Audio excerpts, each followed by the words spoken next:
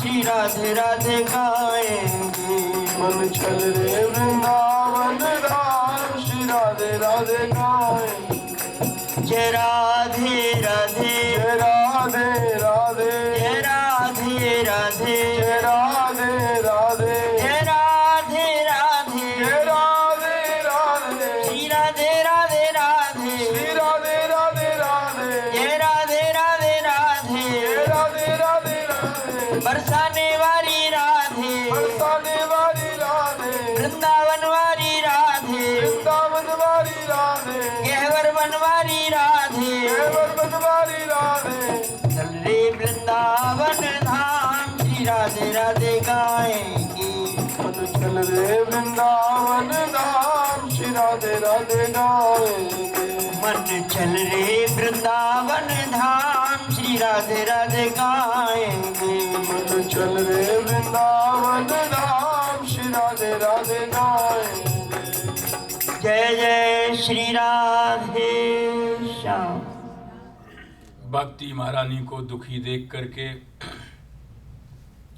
नारद जी ने बहुत समझाया, देवी तुम दुख मत करो, और एक ऐसा मंत्र बताया जिससे सभी प्रकार के दुखों का नाश हो जाए। वो मंत्र क्या है? नारद जी बोले, श्री कृष्ण चरणाम भोजम स्मर दुखम गमिष्यति।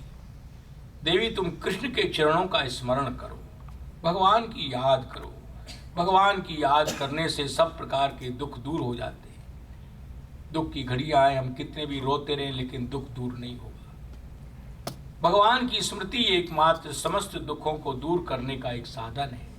हर स्मृति सर्व विपद विमोक्षण। उन्होंने उदाहरण दिया, देखो विपत्तियां किसके ऊपर नहीं आई। द्रौपदी जिनके 5 पति थे, महाराज युधिष्ठिर, भीम, अर्जुन, नकुल, सहदेव, उनके रहते हुए भी इतनी बड़ी विपत्ति के सभा के बीच में उनको नग्न किया जा रहा है। श्री कृष्ण ने उनको भी उस विपत्ति से बचाया। जैसे ही उन्होंने कृष्ण नाम उच्चारण किया, बस श्री कृष्ण वहां पर वसन रूप में प्रकट हो जाते हैं। दुशासन जो उनके वस्त्र को खींच रहा था नग्न करने के लिए, 10,000 हाथियों के बराबर उसकी भुजाओं में बल था, लेकिन उसका बल भी समाप्त हो गया। वो भी उनको नग्न नहीं कर सका। क्यों? कि भगवान श्री कृष्ण उनके सहायक थे। कहा करे बैरी प्रबल जो सहाय यदुवीर, 10,000 गज बल घट्यो घट्यो न 10 गज चीर। शत्रु कितना भी प्रबल क्यों नहीं हो जाए, लेकिन भगवान जिसके सहायक हैं उसका वो बाल बांका नहीं कर सकता, कुछ नहीं बिगाड़ सकता। सूरदास जी भी यही भाव कहते हैं, जाको मन मोहन अंग करे, सिर को केस खसे नहीं ताको जो जग बैर परे। श्री कृष्ण ने जिसको स्वीकार कर लिया, अंगीकार कर लिया, सारा संसार मिलकर के उसका बैर करने लगे, उसका विरोध करने लगे, लेकिन उसका कोई बाल बांका नहीं कर सकता है। नारद जी बोले, देवी तुम चिंता मत करो। अरे जिन श्री कृष्ण ने द्रौपदी की रक्षा की, ब्रज गोपियों का पालन किया, स कृष्ण क्वापि नो गता, वो कृष्ण कहीं चले थोड़े गए, वो अब भी मौजूद हैं। देवी तुम तो भगवान श्री कृष्ण को प्राणों से भी अधिक प्रिय हो। तुम्हारे द्वारा बुलाए जाने पर भगवान नीच के घर भी चले जाते हैं। चाहे कितना भी नीच हो, भक्ति पूर्वक जब बुलाता है तो भगवान उसके यहां पहुंचते हैं।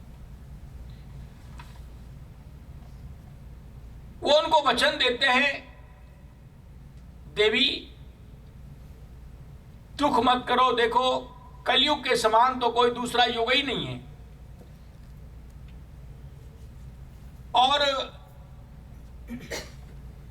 जिसके अंतःकरण में तुम्हारा निवास रहेगा वो चाहे कितना भी पापी भी क्यों ना हो, वो भी कृष्ण धाम को प्राप्त हो जाएगा, इसमें कोई संदेह की बात नहीं है।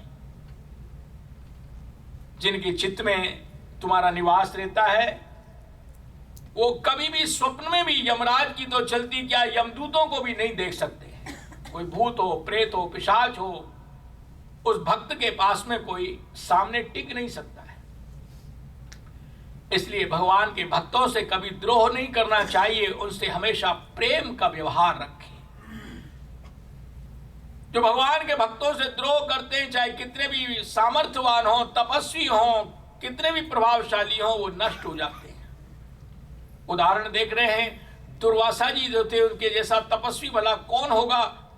उन्होंने भगवान के भक्त अम्बरीश से द्रोह किया, संकट में पड़ गए, अपनी जान के लाले पड़ गए।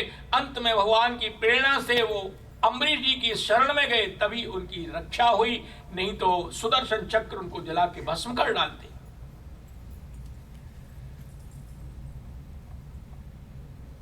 भक्ति महारानी ने कहा कि महाराज,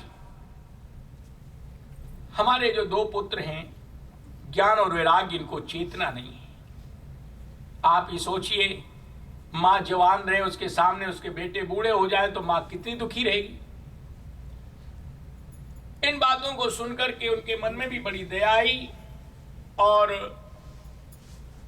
अपने मुंह को उनके कान के पास ले जाके जोर जोर से कहा, अरे ज्ञान वैराग्य उठो।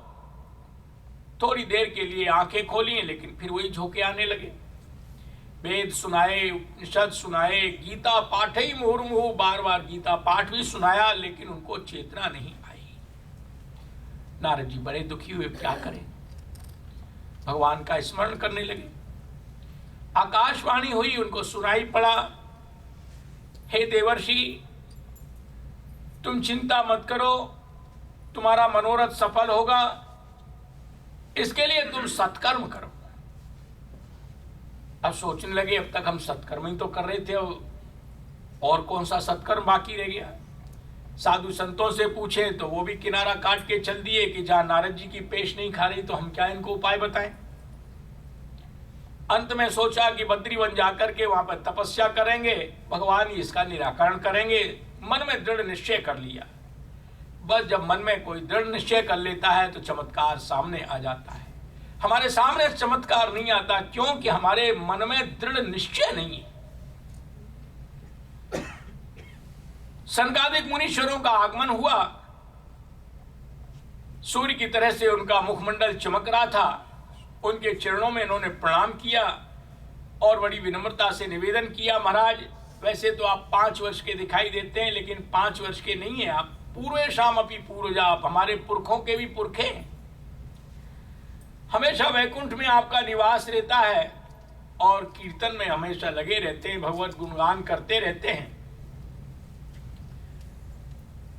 उन्होंने अपना दुख सुनाया।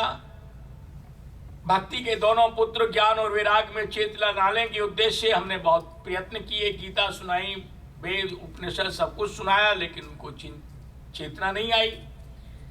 अब आप ऐसी कृपा करें जिससे इनको चेतना आ सके। तो बोले इसका उपाय तो बड़ा सरल है। बोले सबसे बड़ा सत्कार्य है श्रीमद् भागवत, भागवत की कथा का श्रवण।